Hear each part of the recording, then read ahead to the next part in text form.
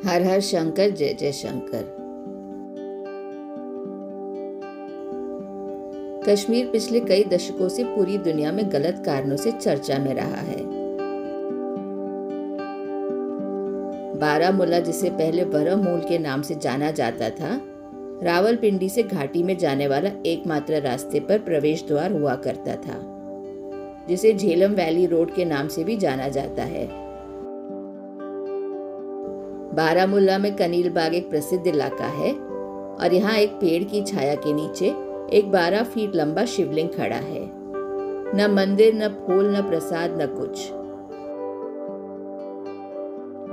यह बहुत लंबे समय से इंतजार कर रहा है, उपासकों के लौटने की प्रतीक्षा कर रहा है।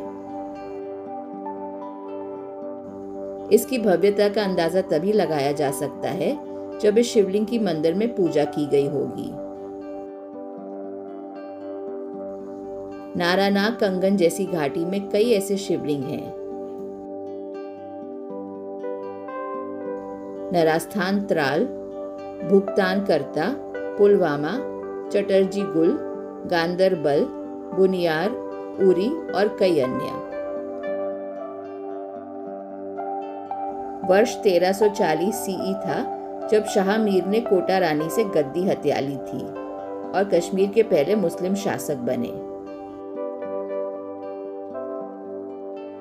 घाटी की आबादी का इस्लामीकरण तुरंत नहीं हुआ, क्योंकि शाह मीर ने व्यवस्था में कोई बड़ा बदलाव नहीं किया।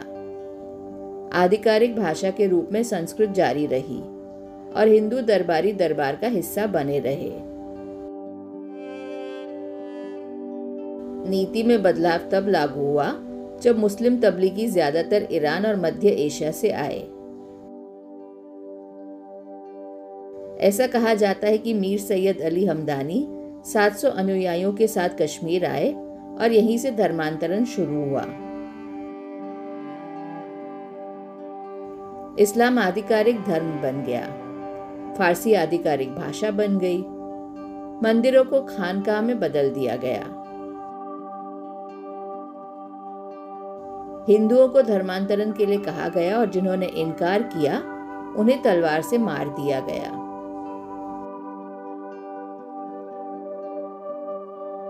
सिकंदर बुटशिकेन के शासनकाल में यह प्रक्रिया अपने चरम पर पहुंच गई, जब अधिकांश मंदिरों को आग लगा दी गई और मूर्तियों को नष्ट कर दिया गया, और इसने उन्हें बट शिकन यानी आइडल ब्रेकर का नाम दिया। हिंदुओं का नरसंहार किया गया। हिंदू रीति रिवाजों और त्योहारों और यहाँ तक कि हिंदू शैली में कपड़े पहनने पर भी प्रतिबंध लगा दिया गया। इस क्रूरता से बहुत सारे हिंदू नहीं बचे, कई मर गए जबकि कई धर्मांतरित हो गए और आबादी मुस्लिम हो गई। कुछ लोग जिन्होंने धर्म परिवर्तन नहीं किया वे जंगलों में छिप गए या किश्तवाड़ और राजौरी की ओर भाग गए और उन मूर्तियों को छुपाकर या अपने साथ ले गए जिन्हें वे विनाश से बचाने में कामयाब रहे।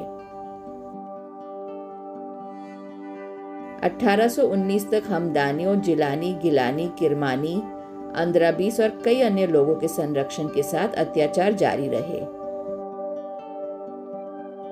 जब महाराजा रंजीत सिंह ने कश्मीर पर कब्जा कर लिया और अफगान दुर्रानी साम्राज्य और कश्मीर में मुस्लिम शासन की 5 शताब्दियों को समाप्त कर दिया।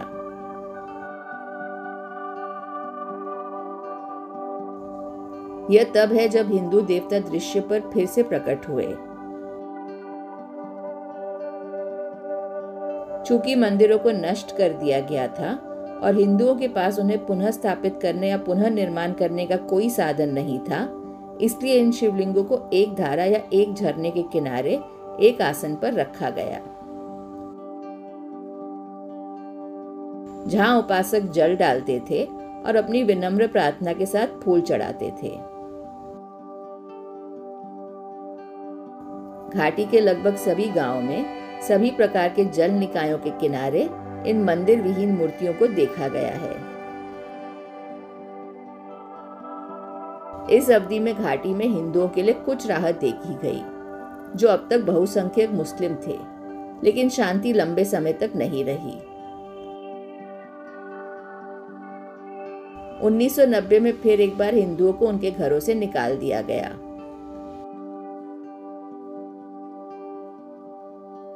मारतंड, अवंतीपुर, पट्टन, परिहासपुर, बुनियार, पहलगाम, नारनाग की भव्य मंदिर संरचनाओं के खंडर घाटी के हिंदू वास्तुकला के प्रमाण हैं। कश्मीर शैववाद का मूल रहा है और अभिनव गुप्त से स्वामी लक्ष्मण जू तक कई आचार्यों का निर्माण किया है। न केवल भारत में बल्कि दुनिया भर में हिंदू इस तथ्य को स्वीकार करते हैं और इन आचार्यों से उत्पन्न शास्त्रों का पालन करते हैं। हालांकि इसे मिटाने और ऐतिहासिक प्रवचन को भौतिक रूप से और साथ ही अकादमिक रूप से बदलने के लिए दृढ़ प्रयास किए गए हैं।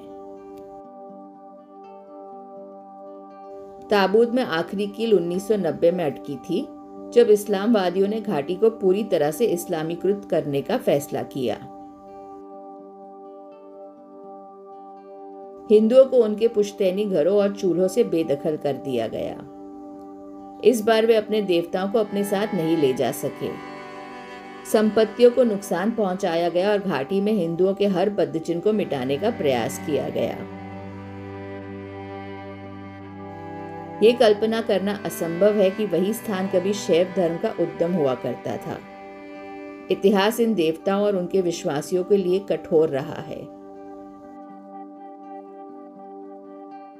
लेकिन शिव अभी भी डटे हैं, इस बात की गवाही देते हुए कि उनके उपासक तब मौजूद थे और एक बार फिर प्रार्थना करने के लिए वापस आएंगे। इतिहास यही बताता है कि राजनीति की आड़ में नेताओं ने धर्म को सिर्फ और सिर्फ क्षति पहुंचाई है। 1990 के बाद बारामुल्ला के इस शिवलिंग की देखरेख स्थानीय मुसलमान और सिख करते आए हैं।